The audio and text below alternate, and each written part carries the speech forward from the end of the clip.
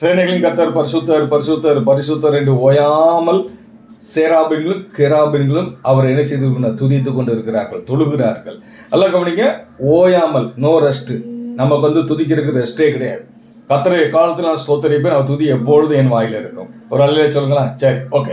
இன்னைக்கு பார்க்கலாம், சத்தியத்தை அறிவீர்கள், சத்தியம் உங்களை விடுதலையாக்கும். யோவான் 2:32 பார்க்கும்போது, குமாரன் உங்களை விடுதலை ஆக்கினால் மெய்யாகவே விடுதலை ஆக்குவீர்கள். அது கீழே 2வது.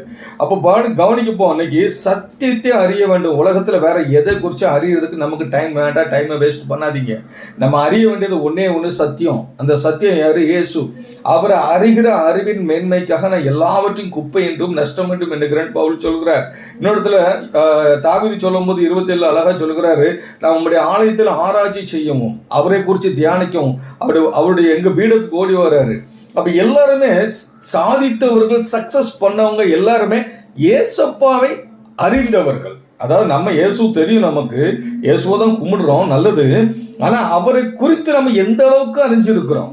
அப்ப அவரை குறித்து நம்ம அறியணும்னா, அழகா சொல்லுது யோபுல, அவரோடு கூட நீர் பழகி சமாதானமாயிரும், அப்பொழுது உமக்கு நன்மை வரும். அவரோடு கூட பழகணுமா? எத்தனை பேர் இயேசுவோடு கூட நீங்க பழகிட்டு இருக்கீங்க? அவரோடு கூட எத்தனை பேர் சமாதானமா இருக்கீங்க? நம்ம அவரோட பழகி சமாதானமா இருக்கும்போது நன்மை தன்னை போல வானத்தை கிழிச்சுக்கிட்டு கீழே இறங்கும், பொத்துக்கிட்டு வரும். அதுக்கு போட்டுக்கிட்டு ஏன் கிடந்து இவ்வளவு கிடந்து நம்ம பயப்படணும், கஷ்டப்படணும்? இல்லைங்க, நாங்களாம் அதிகமா கடவுளோட பழகிட்டு இருக்கோம். இன்னொரு இடத்துல நம்ம 2வது மைனஸ் என்ன, அதிகமா அநேகர் மனுஷனை குறித்து அறிகிறார்கள். அவங்க எப்படி, இவங்க எப்படி. மனுஷனை குறித்து நம்ம அறிவோமானால், மனுஷனை குறித்து நம்ம சிந்திப்போமானால் வாழ்க்கையில தோத்து போயிருவீங்க. மனுஷர்கிட்ட நம்ம எதிர்பார்க்கறது எதுவுமே கிடைக்காது. நம்ம நினைக்கிற மாதிரி எதுவுமே இருக்காது. எல்லாம் காலத்துக்கு தக்க ஒவ்வொன்றா மாறிக்கிட்டே இருக்கும், மாறும். அதனாலதான் ஆண்டவர் சொல்றாரு, மனுஷ நாசில சுவாசமுள்ள மனிதனை நம்புவதை விட்டு விடுங்கள், அவன் ஏமாத்திரான். ரட்சக திராணி இல்லாத பிரபுக்களை நம்புவதை விட்டு விடுங்கள். அவங்கள நம்பினா நமக்கு தான் ஆபத்து. அது வேதம் அழகா சொல்லி இருக்கு. அப்ப நமக்கு நம்ப வேண்டியது இயேசு. எப்படி நம்ப முடியும்? அவரை குறித்து எவ்வளவு அறிகிறோமோ, அறிய அறிய அறிய அறிய நன்மை தன்னை போல நீ கேட்காத நன்மை வரும்.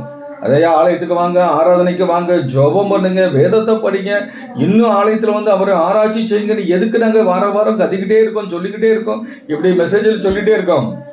உங்களுக்கு நன்மை தேடி வரணும். அப்பொழுது கீழே அழகா வசனம் சொல்லுது, அப்பொழுது ஒப்ரீம் தங்கத்தை ஆற்றங்கரை மணலை போலவும் கூழாங்கற்கள் பசும் பொன்னை கூழாங்கல்லை போலும் சேர்த்து வைப்பீர். அப்பொழுது அவரோடு கூட நீ பழகி சமாதானம் போது, இன்னைக்கு ஒரு 2 நகை வாங்க முடியல, ஒரு 1/2 கிராம் தங்கத்துக்கு கஷ்டப்படுறோம், இல்லைன்னா ஏதாவது ஒன்று இன்னைக்கு பிள்ளைகளுக்கு கட்டி கொடுக்குறதுக்கு நிறைய இன்னைக்கு நகை தேவை. அப்போ நகை தேவைன்னா இன்னைக்கு சரி, இங்கே பைபிள் சொல்லுது, நான் படித்து பார்த்தா ஆச்சரியமா பிரமிக்கிறதுக்கு பெரிய காரியமா இருக்கு. நீ பழகி சமாதானம் இருக்கும்போது அப்போது ஒப்ரீம் தங்கம் பசும்பொன் ஆற்றங்கரை மணலை போல, அந்த ஆற்றங்கரை கற்களை போல சேர்த்து வைப்பீர். கடவுள் சும்மா ஒன்று நம்மகிட்ட பழக்க சொல்லலை, அவரோட பழக்க சொல்லலை. மனுஷன் பழகினா நமக்கு எதிர்பார்க்கறது கிடைக்காது.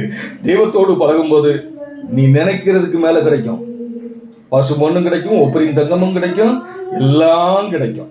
அதனாலதான் நாங்க சொல்றோம், கடவுளோட பழகுங்க, தெய்வத்தோடு நேரம் செலவழிங்க, அவரோடு கூட பேசுங்க, அவரோடு கூட இடைபடுங்க, அவருக்கு காத்துருங்க, அவர் சொல்றதை செய்யுங்க, இருக்க வேண்டிய இடத்துல கரெக்டா இருங்க. அவர் எந்த நேரம் சத்தத்தை கேளுங்கன்னு எதுக்கு பிரசங்கம் பண்றோம்? அவங்க சொன்னாங்க, இவங்க சொன்னாங்க, நாங்க எங்கேயும் அசைறது இல்லை, இருந்து ஜோம்னிட்டே இருக்கோம். கர்த்தாவை சொல்லும். தாமதமானாலும் சில காரியங்களுக்காக காத்திருக்கிறோம். தாமதமானாலும் அவர் சொல்லப்பட்ட தரிசனங்கள் பொய் சொல்லாது, அது நிச்சயமாய் நடைபெறும். தாமதித்தாலும் அவர் சொன்ன தரிசனங்கள் நிறைவேறிய தீரும். தாமதமாகுதுன்னு சொல்லி எதுக்கும் அவசரப்படாதீங்க. வெயிட். குறிக்கப்பட்ட நாளுக்காக அந்த தரிசனங்கள் வைக்கப்பட்டிருக்கிறது. அந்த தரிசனம் நிறைவேற வரைக்கும் நீ பொறுமையா இரு. கர்த்தரோடு பழகு, கர்த்தரோடு கூட பேசுங்க. அவர் ஒவ்வொரு தங்கத்தையும் பசும் பொன்னையும் கர்த்தர் உங்களுக்கு கொடுப்பார். சத்தியத்தை அறியுங்கள். அந்த சத்தியத்தை அறிவோம். மனுஷனை அறியறதை விட்டுட்டு தெய்வத்தை அறிவோம். தெய்வம் உங்களோடு இருந்து பெரிய காரியங்களை செய்வாராங்க. God bless you. ஜெய கிறிஸ்து உங்களோடு இருப்பாராங்க. ஆமென்.